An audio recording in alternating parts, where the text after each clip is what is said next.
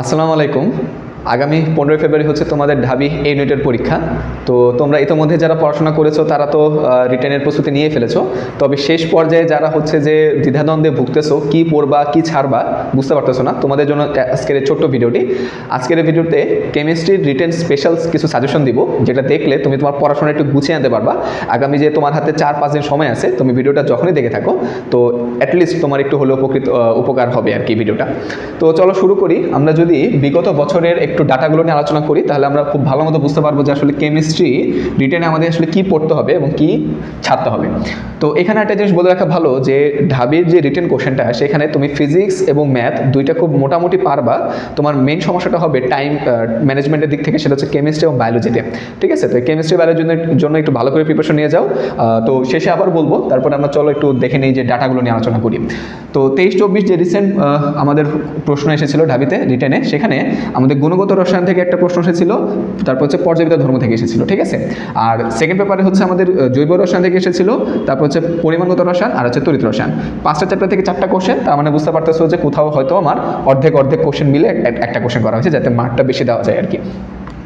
এরপরে খেয়াল করে দেখো 22-23 আমার মাত্র 2টা চ্যাপ্টার থেকে 4টা কোশ্চেন করা হয়েছে। একটা হচ্ছে আমাদের চতুর্থ চ্যাপ্টার হচ্ছে রাসায়নিক পরিবর্তন, আর একটা হচ্ছে আমাদের অর্গানিক কেমিস্ট্রি বা জৈব যৌগ। 21-22 যে বছরে আমি পরীক্ষা দিয়েছিলাম, সেখানে রাসায়নিক পরিবর্তন থেকে একটা দিয়েছিল গুণগত রসায়ন, তারপর হচ্ছে পর্যায়বিদ্যা ধর্ম আর কর্মমুখী রসায়ন, যেটা একটা সারপ্রাইজ প্যাকেজ হিসেবে এসেছিল, যে কর্মমুখী রসায়ন থেকে আমাদের একটা কোশ্চেন দিয়েছিল, আর সাথে তো অর্গানিক কেমিস্ট্রি রয়েছে। তো তোমাকে আমি এই চারটা দেখানো আমাদের কী বোঝাতে যাচ্ছি, তুমি একটু খেয়াল করে দেখো তো।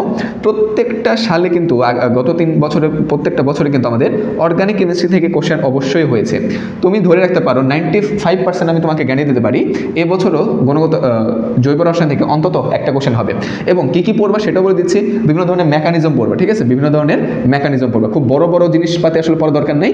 বিভিন্ন ছোটো ছোটো যে SN1 SN2 E1 E2 এগুলো যে মেকানিজম পড়েছো, বেঞ্জিনের যেই রিয়াকশনগুলো পড়েছো, তারপর হচ্ছে অ্যালকেন অ্যালকোহলের শনাক্তকরণ, হ্যাঁ, তারপর হচ্ছে আমাদের বিক্রিয়াগুলো, এগুলো একটু ভালো করে দেখবা, তাহলে এনাফ। খুব বেশি বড় কিছু পাওয়ার দরকার নেই। বিশেষ করে রিটেনের জন্য তুমি যেটা করবা সেটা হচ্ছে যে HSC-তে তুমি খ মার্কের জন্য যে প্রশ্নগুলো পড়তা বা গ ঘয়ের জন্য যেই বর্ণনামূলক প্রশ্নগুলো পড়তা, সেগুলো আসলে একটু দেখতে হবে। তো আশা করি জৈব রসায়নটা আমরা বুঝতে পারছি। এরপরে সেকেন্ড মোস্ট যে ইম্পর্টেন্ট চ্যাপ্টার, সেটা হচ্ছে আমাদের কিন্তু পর্যায়বিদ্যা ধর্ম। খেয়াল করে দেখো 22-23-এ 2টা কোশ্চেন আসছে, আর 21-22-এও কিন্তু আমাদের একটা প্রশ্ন আসছে। যদিও হচ্ছে যে 23-24-এ আসে নাই, বাট আমার কেন জানি মনে হচ্ছে যে এবার চতুর্থ চ্যাপ্টার অর্থাৎ হচ্ছে রাসায়নিক পরিবর্তন এখান থেকে একটা কোশ্চেন কিন্তু অবশ্যই হবে। এবং কি পড়বা খুবই চোখ বন্ধ করে বলে দেওয়া যায়, তোমার হয় পিএইচ বাফার থেকে একটা কোশ্চেন আসবে, পিএইচ বাফার, অথবা কেপিকেসি থেকে একটা কোশ্চেন আসবে। ঠিক আছে, কেপিকেসি থেকে একটা কোশ্চেন আসবে। এখানে চোখ বন্ধ করে যেই পানির আয়নিক গুণফল, KW, হাইড্রোজেন আয়নিক ঘনমাত্রা, হাইড্রোক্সিল আয়নিক ঘনমাত্রা, বাফার, কেপিকেসি, এগুলোর যে বেসিক, হ্যাঁ, আমরা কিন্তু অনেকে বেসিকগুলো বুঝতে পারি না, যে হচ্ছে আমার বাফার দ্রবণ কখন হচ্ছে অম্লীয় হবে, কখন ক্ষারীয় হবে, ঠিক আছে, কখন কেপিকেসি কখন কিভাবে হয়, পিএইচ কত, এই জিনিসগুলো কিন্তু বেসিক আমরা অনেকে জানি না, পানি আয়নিক গুণফল। তো এইগুলো একটু পড়লেই আশা করি চতুর্থ চ্যাপ্টার থেকে আমার মতে একটা প্রশ্ন তুমি কম পাবা। এরপর থার্ড যে মোস্ট ইম্পর্টেন্ট চ্যাপ্টার আমার কাছে লাগতেছে, সেটা হচ্ছে গুণগত রসায়ন। গুণগত রসায়ন দেখো 2বারই এসেছে লাস্ট 3বারের ভিতরে। তো এখান থেকে তুমি হচ্ছে গুণগত রসায়নটাকে রাখতে পারো।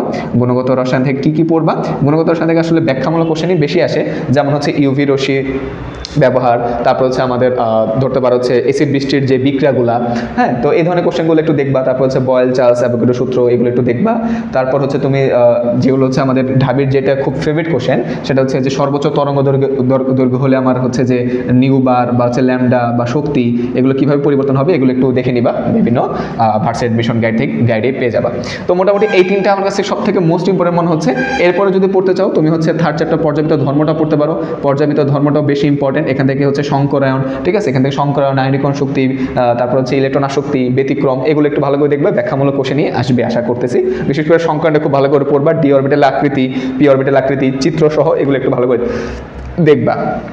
বাকি চ্যাপ্টার পড়তে না করতেছি না, বাট তারপরে সেগুলোকে হচ্ছে তুমি ব্যাকআপ হিসেবে রাখতে পারো, বা হচ্ছে আগে এই চ্যাপ্টার ভালো করে পড়ে দেন বাকিগুলো হচ্ছে তোমার পরিমাণগত রসায়ন, এরপর হচ্ছে তড়িৎ রসায়ন, আর বাকি যেগুলো কর্মমুখী রসায়ন, এরপর হচ্ছে আমাদের প্রথম চ্যাপ্টারগুলো, এগুলো হচ্ছে তুমি হচ্ছে অর্থনৈতিক রসায়ন, এগুলো হচ্ছে তুমি এমনি পরবর্তীতে পড়তে পারো, বাট আগে 4টা চ্যাপ্টার খুব ভালো করে পড়বা, যা যা টপিকগুলো বললাম এগুলো খুব ভালো করে পড়বা, তারপর হচ্ছে এই বাকিগুলো দেখতে পারো। তো আশা করি এটাই ছিল মোটামুটি রিটেন স্পেশাল সাজেশন। আর লাস্টে যেটা বলবো সেটা হচ্ছে রিটেনের জন্য খুব বেশি প্যানিক করার কিছু নাই। তুমি চাইলে আসলে সব কিছু মানে একদম 100% পারবা, এটা আসলে ভেবে রাখা ভুল। তুমি সব না পারলেও তুমি সব অ্যান্সার করবা, ঠিক আছে? তুমি কোনো কিছু বাদ দিবা না। এখানে খেয়াল করে দেখো, এখানে 4টা সাবজেক্ট না, ফিজিক্স, কেমিস্ট্রি, ম্যাথ, বায়োলজি।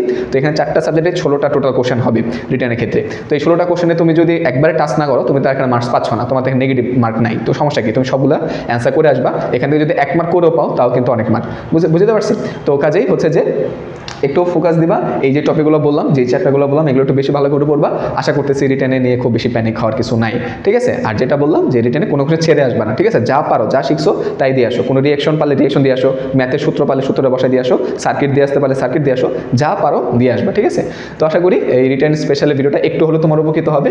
শেষ সময় আসলে তোমরা সবই পড়ছো, সবই জানো, তারপরে জাস্ট তোমাদের একটু মানসিক যে মোটিভেটেড করার বিষয়টা, সেটার জন্য আসলে ভিডিওটা, ছোট্ট একটা ভিডিও, এবং সাথে হচ্ছে পড়াশোনাটা যাতে একটু গুছিয়ে আনতে পারো সেজন্য এই ভিডিওটা। তো আশা করি তোমাদের একটু হলেও উপকার আসবে এই ভিডিওটা। তো ধন্যবাদ সবাইকে।